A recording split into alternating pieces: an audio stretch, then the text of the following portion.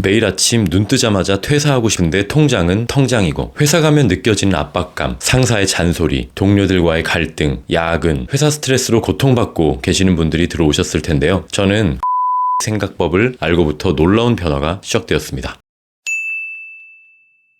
안녕하세요. 다들 시간 없으시죠? 결론부터 말할게요. 저는 도요타의 5Whys 기법으로 변화가 시작되면서 지금은 사무실에서 즐겁게 일도 하고 부업까지 하면서 정신적으로나 경제적으로나 나름 만족한 삶을 살고 있는 평범한 직장인입니다. 오늘 컨디션 때문에 목소리가 조금 안 좋은데 양해 부탁드릴게요. 자, 이 방법 제가 회사 다니면서 배운 방법이거든요. 품질 하시는 분들이 이 방법으로 공장의 품질 평가 이런 걸 하시더라고요. 오늘 전부 다 알려드릴 겁니다. 그러고 나면 제가 어떻게 회사에 이제는 즐겁게 다니게 될 수 있었다라고 말하는지 아시게 되실 거고, 직접 경험해 보실 수 있으실 거예요. 이 방법은 실제로 제가 지금도 자주 활용하고 있는 찐똑배기 방법이기도 하고요. 어떤 문제 상황에 직면했을 때 모두 활용 가능한 만능 키 같은 방법입니다. 자, 우리가 흔히 말하는 회사 스트레스, 표면적으로 보면 상사의 잔소리나 과도한 업무량, 인간관계 등을 꼽을 수 있어요. 그런데 이게 말 그대로 표면적인 이유라는 겁니다. 이걸 더욱 쪼개서 구체적으로 꼬리를 물고 쫓아가서 문제의 뿌리를 찾아내자는 거죠. 자, 예를 들어 볼게요. 회사에서 상사에게 혼나는 게 스트레스라고 해봅시다. 자, 그러면 첫 번째 Y, 상사에게 혼나는 게 왜 싫은가? 거기에 대한 답변을 찾아보는 겁니다. 상사가 나를 비난하거나 화내는 상황 자체가 싫다, 이렇게 답변할 수 있겠죠. 자, 그럼 두 번째 Y, 왜 상사가 나를 비난하거나 화내는 상황 자체가 싫다는 걸까요? 그러면 이렇게 답변할 수 있을 거예요. 내가 업무를 잘 못하는 사람처럼 보일 것 같아서, 혹은 내 능력이 부족한 것처럼 보일 것 같아서. 자, 그럼 세 번째 Y, 왜 무능력자처럼 보이는 것이 싫을까? 그럼 그 답변으로 회사에서 일을 잘 못하는 이미지가 각인되면 승진도 못할 테고, 그렇게 되면 회사에서 나의 입지가 흔들릴 테니까. 네 번째 Y, 왜 회사에서 입지가 흔들리는 게 싫을까? 자, 회사에서 입지가 흔들리게 되면 연봉 상승도 저조하게 될 거고, 회사 상황이 안 좋을 때 최악의 경우 내가 나가야 할 수도 있을 테니까. 그럼 다섯 번째 Y, 왜 연봉 상승이나 퇴사되는 것에 대해서 두려워할까? 왜냐면 저축이나 다른 수입원이 없는 상태에서 지금 회사에서의 급여는 나에게는 수입원 전부인 상황이기 때문이죠. 자, 이렇게 구체적으로 나열을 하다 보면 핵심 원인이 떠오르게 된다는 겁니다. 여기서는 회사 급여가 수입원의 전부인 상황, 그것이 핵심 원인이 되겠죠. 이 상황을 해결하면 스트레스의 근본 원인이 해결될 수 있다라는 겁니다. 실제로 제가 스트레스에 놓였을 때 사용하는 방법을 정리를 해볼게요. 자, 첫 번째, 문제 상황을 나열한다.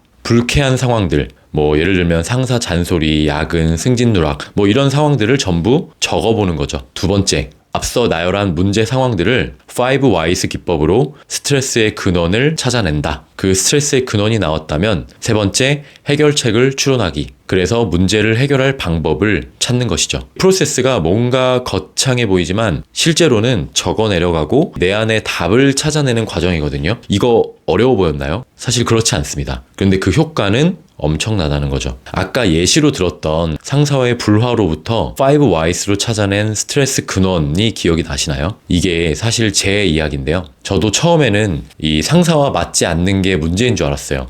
그 사람만 없으면 이 모든 스트레스가 해결될 줄 알았죠.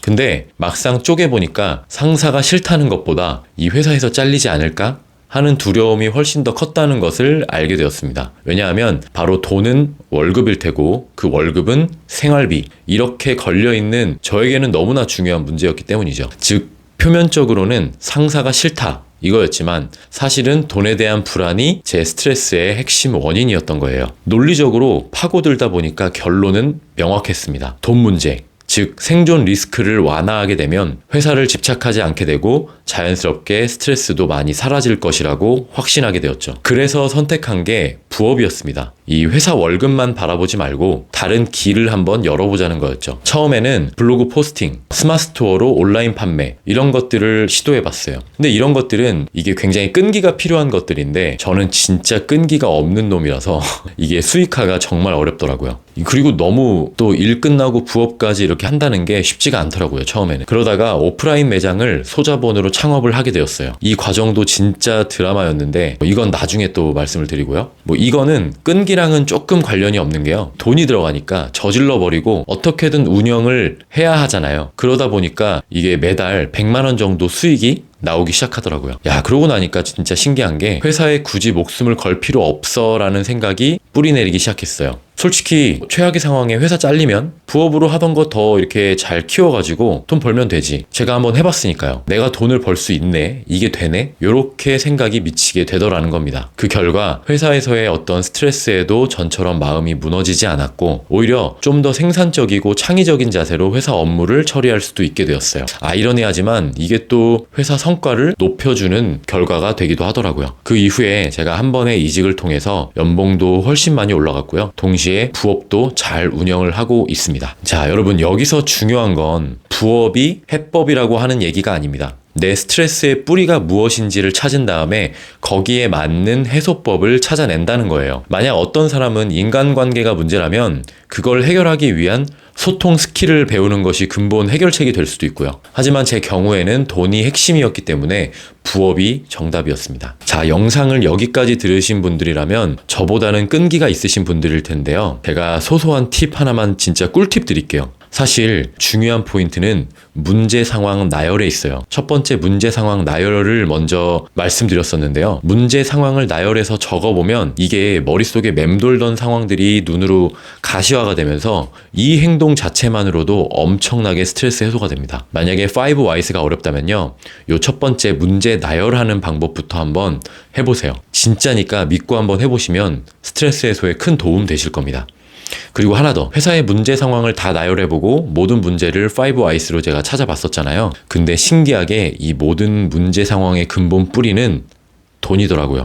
왜냐하면 저는 회사 상황에 대한 스트레스였으니까요. 여러분도 그래서 각자 다양한 본인에게 맞는 파이프라인을 구축해서 이 스트레스의 근본 원인을 해결하는데 힘을 쏟으시면 좋을 것 같다라는 생각이 듭니다. 오늘 문제 상황 나열해서 적어보기, 5Ws로 근본 원인 찾아보기, 그리고 해결책을 추론하기, 여기까지 쭉 말씀을 드렸어요. 해결책을 추론하는 방법에 대해서는 원싱 아시죠? 그걸로 해결하시면 훨씬 수월하시거든요. 나중에 제가 어떻게 원싱을 통해서 부업을 시작하고 시스템 구축을 잘 이뤄내서 매장을 운영하게 되었는지 영상으로 한번 풀어볼 겁니다. 자, 여기까지 영상이 유익하셨다면 좋아요와 구독 부탁드리고요.